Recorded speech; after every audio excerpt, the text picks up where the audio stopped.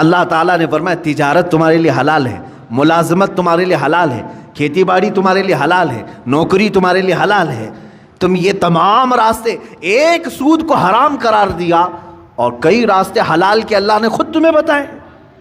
مشارکت ہے، پارٹنرشپ کر لو، مزاربت ہے، نفع میں حصہ داری مقرر کر لو، یہ حلال طریقے بتائے. شراب کو اللہ نے حرام کر دیا تو کیا پوری دنیا کی پینے والی چیزیں سب حرام ہو گئی؟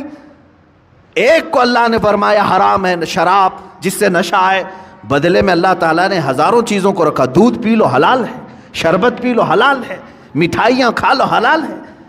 حلال کی تعداد دنیا میں بہت ہے، حرام کی تعداد کم ہے.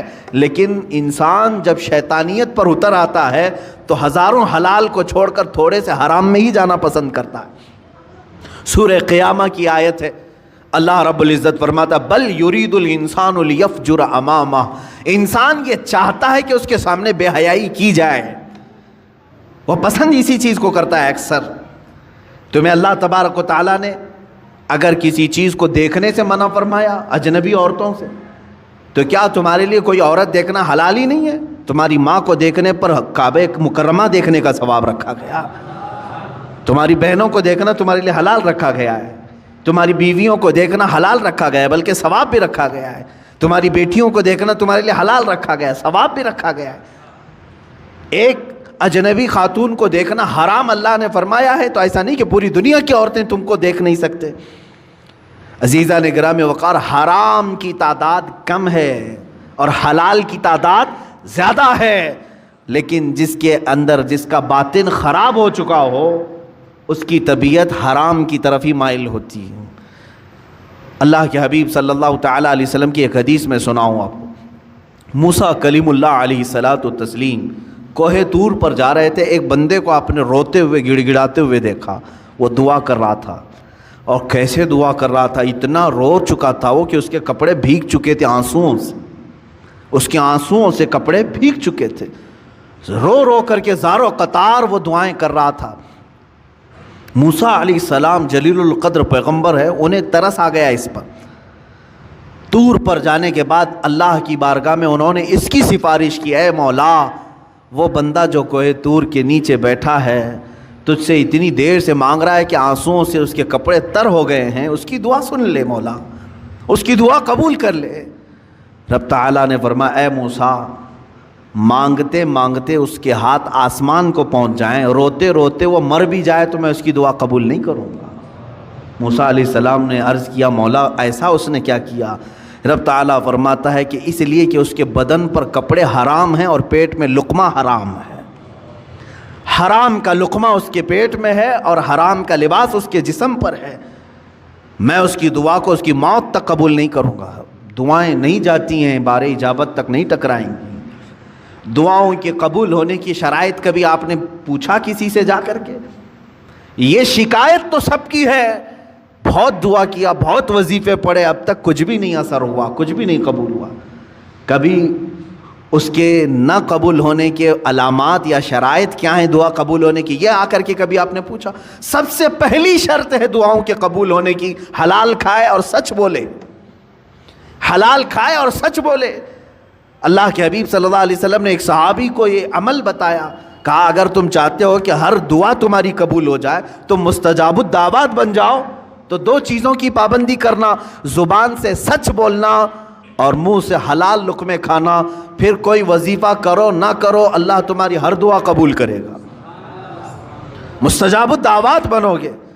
یہاں آج وہ حدیث صادق آ رہی ہے میرے عزیزو، جو اللہ کے حبیب صلی اللہ علیہ وسلم نے فرمایا اے میرے صحابہ ان قریب تم دیکھو گے امت پر میرے ایک ایسا زمانہ آئے گا کہ میری امت حلال و حرام کی تمیز بھول جائے گی، ختم کر دے گی. وہ زمانہ میں اب آنکھوں سے دیکھ رہا ہوں. آج امت مسلمہ کو پوری دنیا نے سودی کاروبار پر لگا کر رکھا ہے. حقیقت میں آپ کو بتاؤں آج یہودیوں کا سب سے بڑا نظام، دجالی نظام، یہ کریڈٹ پر جو چل رہا ہے، سودی بینکوں کا جو نظام انہوں نے پوری دنیا میں متعارف کروایا، پوری دنیا سے انہوں نے حلال کا خاتمہ کرنے کی کوشش کی، اس میں مسلمان بھی ملوث ہو گئے. بینکوں کے مسائل الگ ہیں، لیکن تقریباً پوری دنیا کو انہوں نے سود پر لا کر کھڑا کر دیا، سود پر لا کر کھڑا کر دیا۔ اور سود کی نحوست ایسی ہے کہ جو بندہ اس میں ڈوب گیا وہ نحوستوں میں گرفتار ہو گیا۔ اللہ اور اس کے فرشتے اس بندے سے اپنی نظر ہٹا لیتے ہیں جو سود کی بلا میں ملوث ہو جاتا ہے۔ لیا ہے کسی سے سود پر پیسہ، استعمال کر رہا ہے اور بڈی بھر رہا ہے، اللہ تبارک و تعالیٰ اس بندے پر رحم نہیں فرمائے گا۔ لیکن یہ ہے، میں نے پڑھا ہے سلطان عبد الحمید ثانی رحمۃ اللہ تعالیٰ علیہ، خلافت عثمانیہ کے ایک عظیم سلطان کا نام ہے، خلیفہ کا۔ ایک دن آپ نے اپنے وزیر سے کہا فلاں صاحب ہیں ان کو بلائیے، کوئی دکاندار تھے، تو وزیر نے بلایا، وہ اندر آئے، سلطان نے اپنی جیب سے کچھ پیسے نکالے اور کہا کہ یہ آپ کا پورا ہو گیا، حساب کتاب صاف۔ بادشاہ وقت ہے، خلیفہ عبد الحمید ثانی، جس کی حکومت تقریباً آج کے 40 کنٹریز پر تھی، 40 ملکوں پر، وہ ایک بنیا سے دکان کے حساب کتاب کر رہا ہے اور پیسے واپس دے رہا ہے۔ وہ جب باہر نکلا بنیا تو وزیر نے پوچھا کہ آپ کو کیوں بلائے تھے خلیفہ اسلام، آپ کو کیوں بلائے تھے؟ کیا کہا میرا ان کے اوپر کچھ قرضہ باقی تھا، مجھ سے انہوں نے قرضہ لیا تھا، وہ لوٹانے کے لیے بلائے۔ کہا وقت کا 40 ملکوں پر حکومت کرنے والا خلیفہ دکان کے ایک بنیا سے قرضہ لیا ہوا ہے؟ تو انہوں نے کہا ہاں، وہ بسا اوقات مجھ سے لیتے رہتے ہیں۔ اس کے بعد وہ چلا گیا، اس کی پریشانی بڑھ گئی۔ وزیر نے آ کر کے پوچھا کہ حضور یہ کیا معاملہ ہے؟ وہ سچ کہہ رہا ہے، آپ کو حقیقت میں ایسے چند سکوں کی یا پیسوں کی ضرورت پڑ گئی؟ میرے عزیزوں، سود کے بدلے میں اسلام نے کیا دیا ہے؟ بادشاہ خلیفہ سلطان عبد الحمید ثانی اللہ ان پر رحم فرمائے فرماتے ہیں، میں نے ایک حدیث پڑھی تھی اللہ کے رسول صلی اللہ تعالیٰ علیہ وسلم کی، کہ بندہ اپنی ضرورتوں کے تحت اگر کسی سے قرض حسن لیتا ہے تو ادا کرنے کی نیت ہو، لیا ہے ادا کرنے کی نیت ہو، تو ادا کرنے کے زمانے میں جتنی دن تک وہ کوشش کرتا رہے گا اللہ کے نزدیک وہ رحم کرنے والا بندہ پایا جائے گا۔ خصوصی نظر اللہ کی اس پر ہوگی کہ یہ بندہ قرض میں ڈوبا ہوا ہے لیکن دینے کی نیت کیا ہوا ہے۔ میں ہمیشہ اس بنیا سے تھوڑے سے یہ قرض اس لیے لے لیتا ہوں کہ اللہ مجھ پر نظر رکھے، اللہ رب العزت مجھ پر نظر خاص رکھے، کیونکہ اس بندے پر اللہ رحم فرماتا ہے ہاں دینے کی نیت کیا ہو۔ اور حدیث پاک میں یہ بھی ہے کہ قرض لیا ہے دینے کی نیت سے اور وہ کوشش میں لگ گیا دوسرے ہی دن سے مجھے دینا ہے مجھے دینا ہے، فرمایا اللہ تعالیٰ سارے فرشتوں کو اس کی مدد میں لگاتا ہے کہ اس کے لیے راستے کھول دو، کہیں سے بھی آ جائے اس لیے کہ اس کا بوجھ اتر جائے۔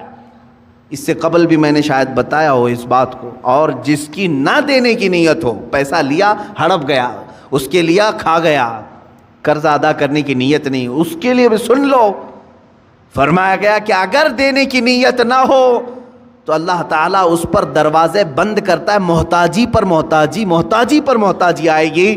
یہ کبھی نہ سمجھنا کہ اس قرضے کے بعد سب چکتا ہو جائے گا، ان قریب تم دوسرا اس سے بڑا قرضہ کسی اور سے لوگے، اس کے بعد تیسرا کسی اور سے لوگے، اس نحوست میں تمہاری موت آ جائے گی، تمہاری محتاجی نہیں جائے گی۔ ایک قرض اگر چکانے کی نیت نہ ہو 100 قرضوں کا بوجھ تمہارے اوپر آ جائے گا، ذلیل ہو کر کے مریں گے دنیا سے۔ قرض ادا کرنے کی اگر نیت نہ ہو تو اس کے لیے وعید ہے۔ بہرحال میرے عزیزوں، میں رزق حلال کی بات کر رہا ہوں۔ مسلمان اگر حرام کی طرف جاتا ہے تو یہ اسے زیب نہیں دیتا۔ جو اللہ اور اس کے رسول صلی اللہ تعالیٰ علیہ وسلم کو دل و جان سے مانتا ہو، اللہ کی بارگاہ میں سجدہ ریز ہوتا ہو اور اللہ کی حمد و ثنا بیان کرتا ہو اپنی زبان سے، اس زبان کو ہرگز یہ زیب نہیں دیتا کہ وہ اپنی زبان سے حرام لقمے اپنے پیٹ میں اتارے، حرام لقمے پیٹ میں اتارے۔ حضرت عبداللہ بن مبارک رحمۃ اللہ تعالیٰ علیہ فرماتے ہیں کہ نہیں، ان کا ایک واقعہ یوں بیان کیا گیا، جب آپ کا انتقال ہو گیا تو کسی نے آپ کو خواب میں دیکھا، پوچھا اے ابن مبارک اللہ تعالیٰ نے آپ کے ساتھ کیا معاملہ فرمایا؟ فرماتے میں تو بخشا گیا، میں بخشا گیا ہوں، لیکن میرے گھر کے سامنے ایک لوہار رہتا تھا، لوہے کا کام کرنے والا، اللہ نے میرے سے زیادہ اسے بلند مرتبہ عطا کیا ہے، مقام اس کا بلند ہو گیا ہے۔ تو لوگ جنہوں نے خواب میں دیکھا، علماء سے کہا کہ ایسے ایسے ہم نے خواب دیکھا، کہا کہ وہ لوہار ہے کہ حقیقت میں؟ کہا ہاں ہے۔ جا کر کے پوچھا گیا، اس کا بھی انتقال ہو چکا تھا، اس کی بیوی سے پوچھا گیا تیرا شوہر ایسا کیا کرتا تھا؟ کہا اس نے کہ وہ روزانہ اپنے ہاتھوں کی کمائی کھاتا تھا، ہاتھوں سے لوہے کا کام کرتا تھا، خود کی محنت کی کھاتا تھا۔ اب اگر آپ پوچھ رہے ہیں بہت ساری نیکیاں کیا ہیں، تو مجھے تو ایسی کچھ نظر نہیں آئی۔ دو چیزیں تھیں اس کی، دو چیزیں تھیں۔ کہا کیا؟ ایک تو یہ کہ رات کو تھک کر کے آتا تھا، جب ہم سونے کے لیے تیار ہوتے اپنے گھر میں تو سامنے عبداللہ ابن مبارک کا گھر تھا، اور وہ تہجد کے لیے کھڑے ہوتے تھے رات کو۔ میرا شوہر ہر دن یہ اٹھا کر ہاتھ یہ کہتا اے اللہ کاش مجھے اتنی محنت نہ کر کے رزق زیادہ آ گیا ہوتا تو میں بھی رات بھر تیری عبادت کے لیے کھڑا ہوتا تھا۔ روزانہ یہی کہتا تھا، میرے پاس بھی رزق کی وسعت آ جائے تو میں بھی رات بھر کھڑا ہو جاتا۔ دوسری چیز ایک یہ تھی اس کی کہ لوہے کو گرم کرتا تھا آگ میں اور ہتھوڑا اٹھاتا تھا، ہتھوڑا اٹھا کر کے پیٹنا ہوتا ہے لوہے کو شکل دینے کے لیے، لیکن جیسے ہی گرم ہو جاتا لوہا اور اس نے ہتھوڑا اٹھایا، اذان کی اگر آواز آ جاتی تو ہتھوڑا پیچھے پھینک دیتا تھا۔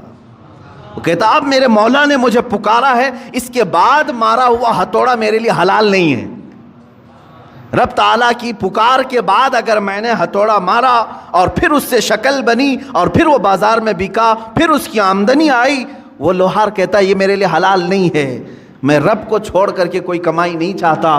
میری نظر میں یہی دو چیزیں علماء نے فرمائی، انہی دو چیزوں کی بنیاد پر اس لوہار کو عبداللہ ابن مبارک سے بھی بلند مقام دیا گیا ہے۔ حلال کھاتا تھا، حلال کی فکر کرتا تھا۔ عزیزان گرامی وقار، رزق حلال کے دروازے آج بھی کشادہ ہیں، بہت ہیں، لیکن آج معاشرے کو میں دیکھ رہا ہوں کہ جن کی آج سب سے زیادہ ایکٹیویٹی بڑھی ہوئی ہیں مسلمانوں کی۔ آپ کو معلوم ہے سب سے زیادہ لوٹے کون جاتے ہیں؟ مسلمان لوٹے جاتے ہیں۔ دنیا کو یہ معلوم ہے کہ یہ ایسے ہیں جو محنت کم کرنا چاہتے ہیں اور کمانا زیادہ چاہتے ہیں، ان سے کام کاج زیادہ نہیں ہوتا مسلمانوں سے، تو ان کو راتوں رات بادشاہ بننے کی فکر ہوتی ہے۔ آپ دیکھ لینا جا کر کے، تجزیہ کر لو، لاٹری لگانے میں سب سے زیادہ وہ مسلمان آگے ہوں گے۔ ان کو ایسا لگتا ہے کہ راتوں رات میں کروڑ پتی بن جاؤں گا۔ چیٹ فنڈ کمپنیاں جتنی آتی ہیں اس میں مال مسلمانوں کا لگتا ہے۔ یہ چیٹ فنڈ کمپنیاں آتی ہیں جو لاکھ کو 2 لاکھ بناتی ہیں سال بھر کے بعد، اور دیتی بھی ہیں شروع میں، اور اس کے بعد چند سالوں کے بعد پورا کا پورا مال لے کر کے فرار ہو جاتی ہیں۔ حیدرآباد میں ہوا، بنگلور میں ہوا، ممبئی میں، یہ کنٹینیو چلتے رہتے ہیں۔ میں آپ کو بتاؤں چیٹ فنڈ کمپنیاں نئی نئی آتی رہیں گی، ان کو پوری ٹریننگ دی جاتی ہے چلانے کی، نئی نئی اسکیمیں لانے کی، اور جو ڈسے ہوئے ہیں مسلمان اب بھی اگر نئی کمپنی آئے تو پھر جا کے بھریں گے، پھر بھریں گے۔ کیوں؟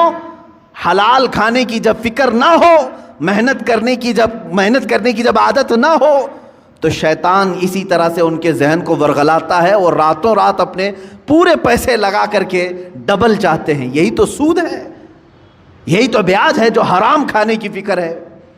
اور آج کرکٹ کی دنیا میں جو پیسے لگائے جا رہے ہیں، اور جان بوجھ کر کے اس زمانے میں مسلمانوں کو، نوجوانوں کو اس میں مبتلا کیا گیا ہے کہ تمہارا مال ختم ہو جائے۔ حیرت کی بات ہے کہ پہلے شرم محسوس کرتے تھے لوگ بیاج کہنے کو، سود کہنے کو، گیمبلنگ کہنے کو، جوا کہنے کو۔ کرکٹ کے نام پر دنیا تمہیں جوئے میں ملوث کر رہی ہے اور تم خوشی سے کھیلے جا رہے ہو۔ یاد رکھو، جس نے جوئے کو دیکھا، جوا بازی کیا نہیں، کھیلا نہیں، دیکھتا رہا، اللہ رب العزت کا عذاب اسے گرفتار کرے گا۔ سب سے بڑا عذاب اللہ کا یہ ہے کہ موت سے پہلے ایمان چھین لیا جائے، خطرناک عذاب ہے اللہ کا۔ جوا اللہ رب العزت کی بارگاہ میں ہرگز پسند نہیں۔ انما الخمر والمیسر والانصاب رجس من عمل الشیطان، اللہ فرماتا ہے شیطان کی غلاظتوں میں سے ہے یہ جوا، شیطان کی غلاظتوں میں سے، شیطان کے پخانوں میں سے ہے یہ۔ اتنی غلیظ چیز ہے جس کو آج فخر کے ساتھ کر رہے ہیں، بیٹنگ لگانا، بکنگ کرنا، اور آج کرکٹ کے نام IPL کے نام پر، اب یہ دیکھیں پہلے تو گورنمنٹ میں بھی اس طرح کا جرم سمجھا جاتا تھا نا.